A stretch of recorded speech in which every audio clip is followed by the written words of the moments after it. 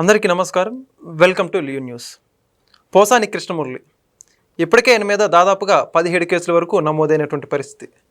తాజాగా చూసుకుంటే మరో 2 కొత్త కేసులు. దీనికి సంబంధించి రాష్ట్ర వ్యాప్తంగా ఈయన మీద ఎక్కడెక్కడైతే పోలీస్ స్టేషన్లో కేసులు నమోదయ్యాయో ఆ పోలీసులంతా కూడా వరుసగా పోటీ పడి ముందుగా మాకంటే మాకు అనేటువంటి పరిస్థితి.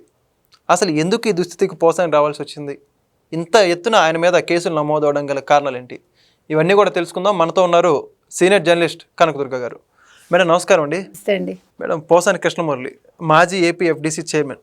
అప్పుడు ఏ విధంగా ఆయన మాట్లాడారో రాష్ట్ర ప్రజలందరూ కూడా చూశారు. ఇప్పుడు ఒక్కసారిగా అధికారం కోల్పోవడంతో, అంటే ఎప్పుడైతే పార్టీ ఓడిపోయిందో వాళ్ళ పార్టీ, అప్పుడే ఆయన రాజకీయాలకు స్వస్తి చెప్పి ఇక మీద నేను రాజకీయాలు మాట్లాడను, ఏ వ్యక్తుల గురించి విమర్శించను అని చెప్పేసి ఆయన పని ఆయన చూసుకుంటా అని చెప్పారు. కట్ చేస్తే ఇప్పుడు మళ్ళీ అయినా కూడా ఆయన మీద 17 కేసులు నమోదయ్యాయి. ఎప్పుడు ఏ పోలీస్ స్టేషన్లో ఎక్కడ జైల్లో ఉంటున్నారో ఆయనకే తెలియనటువంటి పరిస్థితి. ఇంత పరిస్థితి ఆయన ఎందుకు తెచ్చుకోవాల్సిందంటారు? ఇవన్నీ ఆయన ముందే ఊహించలేదా? ఈ మొత్తం ఉదంతం గురించి మీరేమంటారు? మీరు అయినా కూడా అన్నారు అంటే ఏంటి అంటే, నేను ఇప్పుడు రాజకీయాల నుంచి తప్పుకుంటున్నాను అంటే మీరు అరెస్ట్ చేయకూడదు అంటారా? మీ అయినా కూడా అలా అర్థం అదే నాకు కనిపించింది. అంటే అది కాదు కదా. అంటే ముందు భయపడ్డాడు కదండి. భయపడితే అరెస్ట్ చేయరండి. అంటే మీరు తిట్టేస్తే తప్పులేదు, వాళ్ళకి మనోభావాలు ఏమి ఉండవు, వాళ్ళకి బాధ ఏమి ఉండదు. ఆడవాళ్ళకి మీరు తిట్టేసేయచ్చు, ఛీ నేనేదో అన్నానులే దులిపేసుకో అంటారా మీరు? కాదు కదా. మాట చాలా తీవ్రం అండి, మాట చాలా పదునైంది. కత్తి కంటే కూడా మాట చాలా పదును. మీకు ఒక కత్తికి మీరు సానబెట్టాక మీరు ఆ పదును చూసారనుకోండి, ఇట్లా వేలు పెడితే కసక్కను కోసుకుంటుంది కదా, దానికంటే మాట గుచ్చుకుంటుంది, అవునా కదా? కాబట్టి నేనేదో అన్నాను, డబ్బులు తీసుకున్నాను, ఇప్పుడు నేను మంచివాడిని అయిపోయాను, నన్ను క్షమించేయండి, ఇంకా నేను రాజకీయాలు మాట్లాడను, ఏ పార్టీలోనూ లేను, నేనేదో నా చిత్ర పరిశ్రమలో నా పని చేసుకుంటాను అంటే సరిపోతుందా?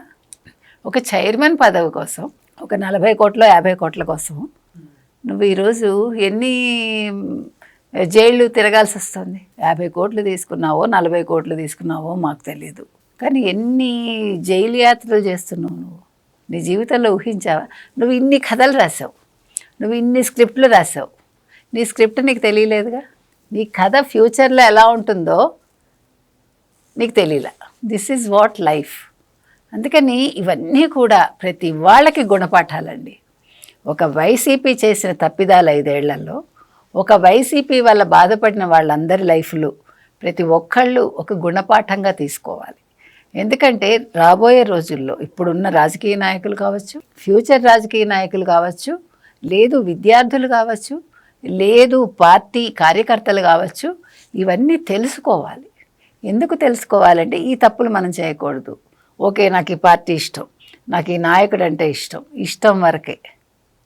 ఇష్టానికి నోటికి మధ్య మనం అది చూసుకోవాలి. నేనేం మాట్లాడుతున్నాను, కోపం వచ్చిందని మనం తిట్టేస్తే ఎవడు పడ్డు. ఇప్పుడు సోషల్ మీడియా వచ్చాక మీకు చాలా తొందరగా మాట వెళ్ళిపోతుంది. మీకు ఎంత స్పీడ్ అంటే మీకు గాలి కంటే ఫాస్ట్గా వెళ్తుంది. అలాంటప్పుడు మనం ఎంత జాగ్రత్తగా, మాట చాలా అందంగా మాట్లాడచ్చండి. ఇప్పుడు ఆయన పవన్ కళ్యాణ్ని సెటైర్గా రాసుండి మాట్లాడుంటే, ఇదే పోసాని మంచి రైటర్ కాబట్టి అందంగా తిట్టచ్చు. మీకు అర్థమైందా? అక్కడ తను లెక్క తప్పింది, అక్కడ మాట తడబడింది. అక్కడ మాట తడబడకుండా అందంగా మాట్లాడుంటే ఇవాళ పోసానికి గతి రాదు. నువ్వు తిట్టడంలో కూడా మనం కావ్యాలు తీసుకుంటే ఎంత బాగా తిడతారో అసలు. మీరు కావ్యాలు చదివితే మీకు అర్థమవుతుంది. ఒక పద్యంలో అందంగా తిడతారు వాళ్ళు.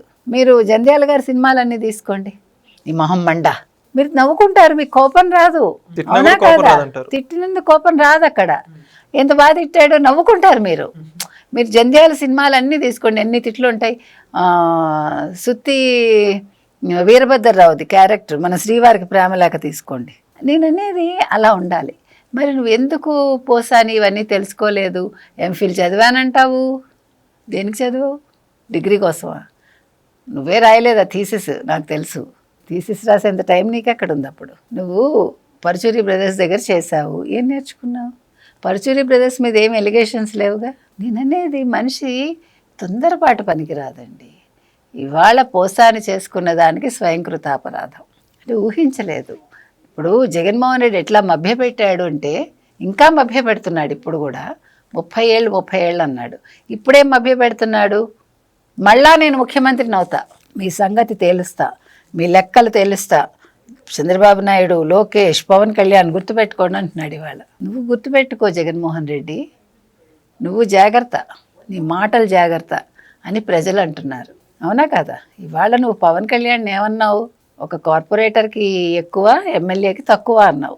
ఇది జన సైనికులు గుర్తుపెట్టుకుని, నువ్వు ఎమ్మెల్యేకి తక్కువ, జైలుకి ఎక్కువ అంటారు. రేపొద్దున్న నిన్ను జైలుకి పంపిస్తారు. ఆయన అసెంబ్లీ గేట్ తాకనివ్వనంది కదా రోజా, నువ్వు వార్డు బాయ్గా పనికిరావు అంది కదా. దానికి ఏం చేశారు ప్రజలు? ఆయన ఎమ్మెల్యే అవుతారు, అసెంబ్లీ గేట్లు బద్దలు కొట్టుకుని వెళ్తారని చెప్పారు.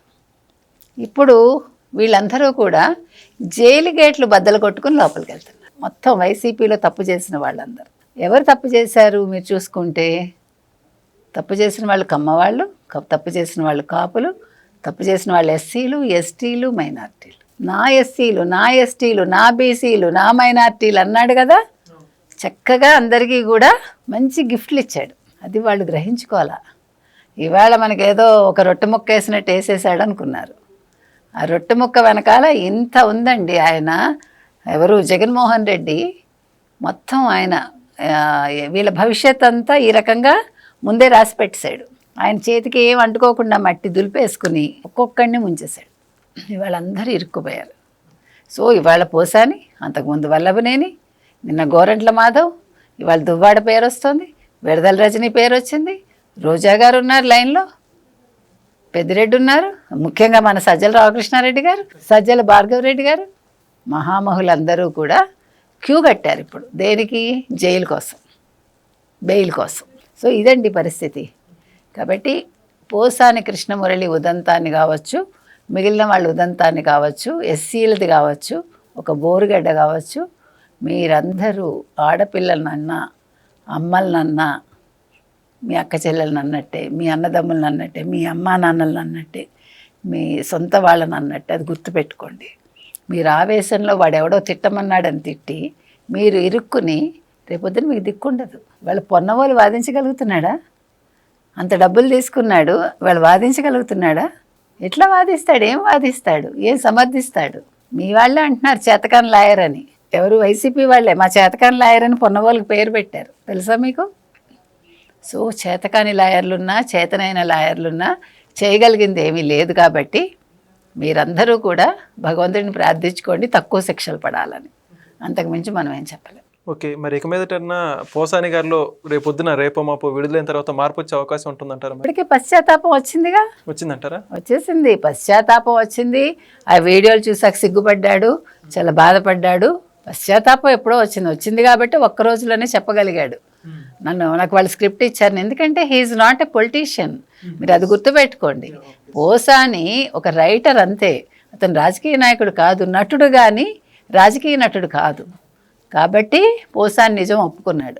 వల్లభనేని వంశీ ఒక రాజకీయ నాయకుడు కాబట్టి నటించగలుగుతున్నాడు నిజాలు చెప్పకుండా.